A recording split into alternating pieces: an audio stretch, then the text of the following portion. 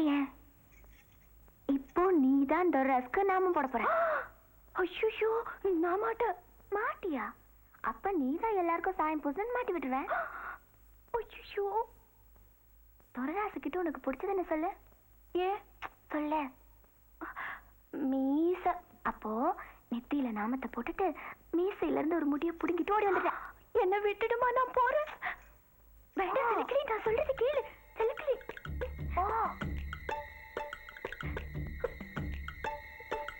ஓடு. கடவுளே, நீ தான் என்ன காப்பாற்றணும்.